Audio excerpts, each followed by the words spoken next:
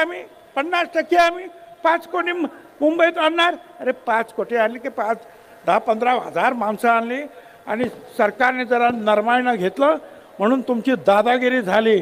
जर पोलिसांना सांगितलं असतं ना यांना जरा बरोबर कामाला लावा तर एक रात्र थांबायला पाहिजे होतं. एक रात्र